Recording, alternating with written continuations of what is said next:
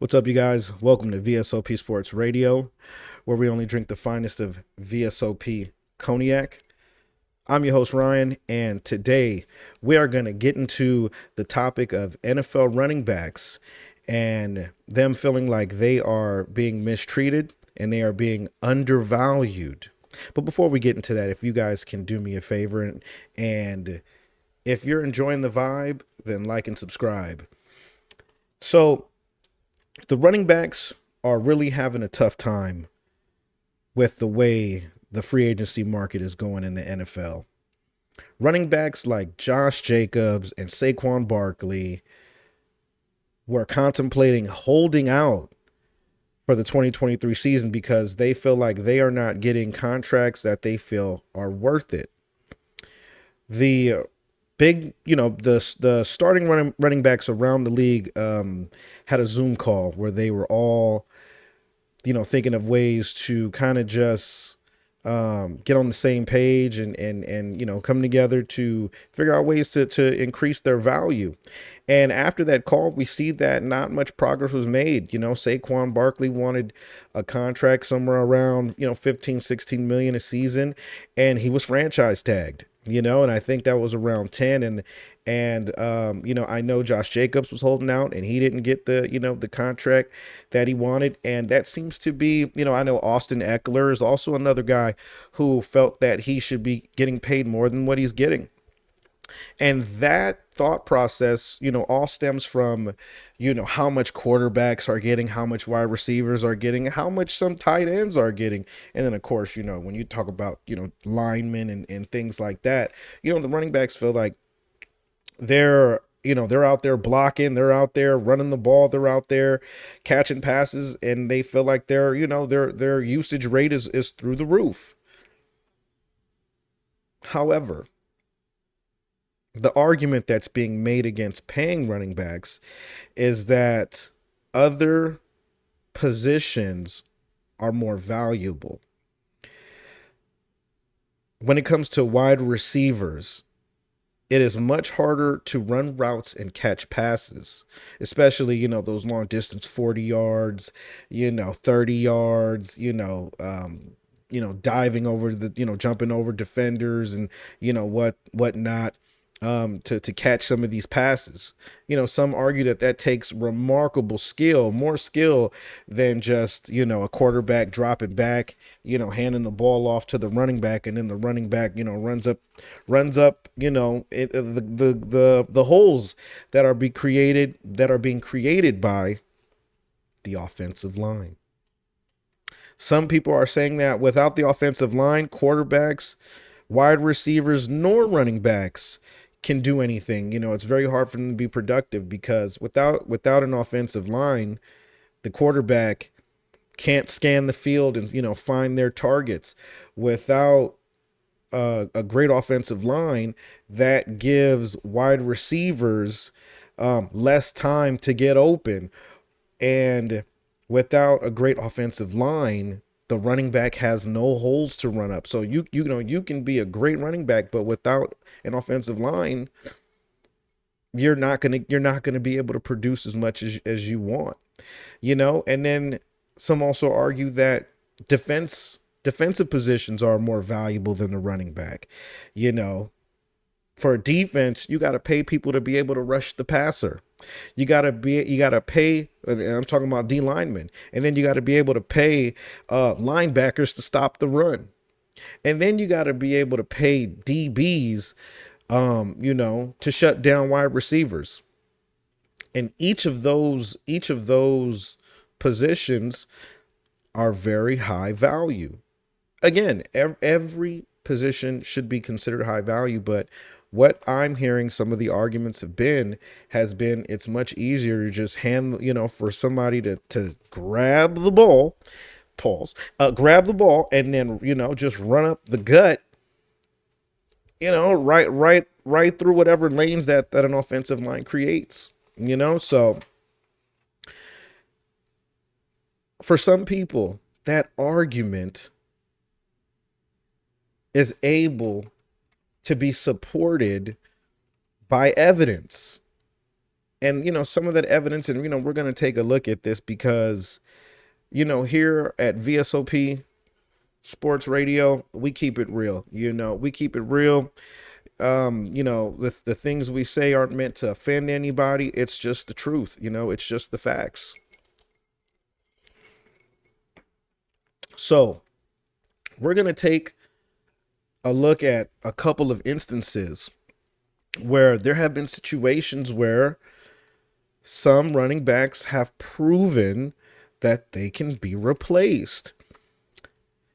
Sadly, we'll take a look at the most recent incident, which was Nick Chubb getting, suffering a severe injury week 2 of the 2023 season. Nick Chubb is being paid $12 million a season. Nick Chubb gets hurt and carted off the field in what was definitely a season-ending injury, as well as career-threatening injury. And he was replaced by Jerome Ford when he got hurt. Jerome Ford came into the game. Jerome Ford is making $1 million. Jerome Ford ran for 106 yards in that game. Again, NFL owners are looking at this like, why should we pay a guy $12 million when this guy right here is getting paid $1 million and producing the same thing? Let's take a look at Melvin Gordon. When he was with the San Diego Chargers, he held out. He was replaced by Austin Eckler, and Austin Eckler became the starting running back. And for 2023, Austin Eckler was viewed as the top running back for fantasy football. Melvin Gordon got better. When Melvin Gordon came into the league for the Chargers, he got better each season for 3 seasons. Then following that, his production declined significantly. And I believe it might have been due to injury. But again, his production declined. The Chargers say, why should we pay you when Austin over here is balling for a fraction of the price? We're going to look back a few more seasons. Le'Veon Bell. Le'Veon Bell started off 3 out of his first 5 seasons. He had over 1,200 yards. He held out and was replaced by James Conner, who was in his second year. James Conner went on to run 973 yards that year on a rookie deal. Let's take a look at Ezekiel Elliott. Ezekiel Elliott got better and better. The moment he got his big contract, he declined every year after that. He was replaced by Tony Pollard. In 2022, Tony Pollard had 1,000 yards, making $796,000. He's now franchise tagged for $10 million, so he's definitely getting his money. A significant pay increase. But Ezekiel Elliott getting $15 million in 2022 only ran 876. So here you have a guy making almost 15 times more than a guy who produced more than him. And lastly, we'll take a look at Todd Gurley. Todd Gurley balled out for the Los Angeles Rams for 3 seasons. He signs a 4-year, $57.5 million deal, $45 million of that guaranteed. And guess what? Todd Gurley is out of the league 2 years later. Again, these are factors that have owners saying, why should we pay these guys so much when it's very high risk? I mean, just look at Austin Eckler. He's hurt. He's hurt to start the season. Saquon Barkley gets hurt, and J.K. Dobson tears his Achilles.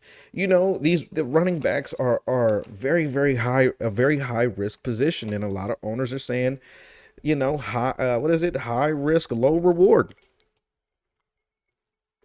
For this next segment, we're going to take a look at the last 10 Super Bowl winners. And we are going to look at those teams and how much their season leading rusher made. Okay, so we're going to be taking a look at just how valuable the running back position is to championship teams. So let's start with the 2022 Chiefs. Their leading rusher, Isaiah Pacheco, made $705,000 and he ran 810 yards for the season. He was their leading rusher.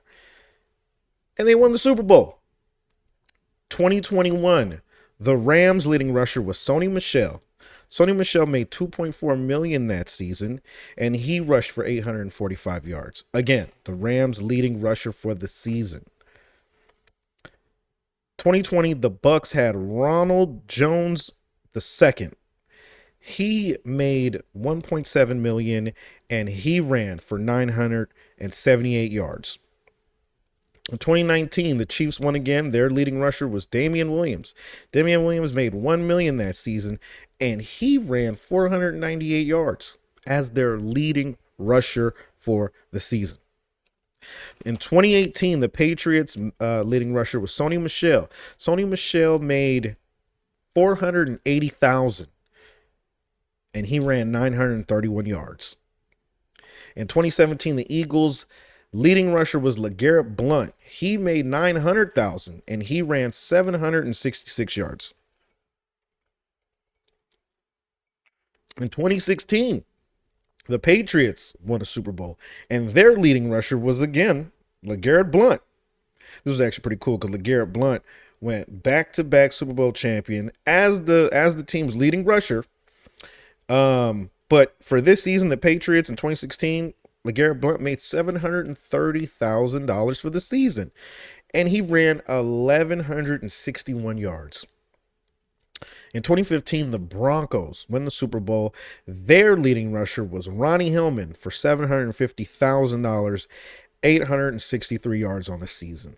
In 2014, the Patriots, Jonas Gray was the Patriots' leading rusher the year they won the Super Bowl. He made $465,000 and he ran 412 yards. The only outlier here is the 2013 Seattle Seahawks, who won the Super Bowl. Their leading rusher was Marshawn Lynch. Marshawn Lynch made $7.5 million that season, and he ran for 1,257 yards. Now, when I say, Marshawn Lynch is an outlier because, again, that was 10 years ago. And I don't know exactly how to equate what 7.5 million was worth back then. I'm thinking maybe, 7 million back then is probably, 13 today. I don't know. But, as we look at all of these factors point into the favor of GMs and GMs and NFL owners, because it shows that in order to win a championship, you don't have to have a legendary running back in order to win, and again, for other positions, that's big time. Like in order to win, a championship, it looks like you need a solid quarterback and a solid wide receiver, somebody to catch those yards. And so, unfortunately, with all these factors, it just goes to show that NFL running backs, their value is continuing to decrease and decrease and decrease because, again, if you look at the highest paid running backs, they are on some of the worst teams. The Raiders suck. You got Josh Jacobs. The Giants suck. You got Saquon Barkley. The Tennessee Titans suck. You got Derrick Henry, and the Chargers suck. They got, Austin Eckler, making, he's, getting some decent money. And again, it just seems like the highest paid running backs aren't, equaling success, team success. So anyway, you guys tell me what you think. I'm hoping that something changes because the running backs indeed deserve to make more money because they are the most at risk when you really think about it. They're in the trenches, especially when they're running the ball. They're taking hits from trying to block the for the quarterback. And they have the shortest career span, so it's only fair that they get compensated for it. But again, you guys let me know what you think. Again, if you guys enjoy the vibe, like and subscribe. If you're of age and you consume, adult beverages, go ahead and try out some VSOP cognac. You won't regret it. Guys, until next time, you guys take care of yourselves. You guys do something nice for yourselves. And I'll see you guys next time here on VSOP Sports Radio. Peace.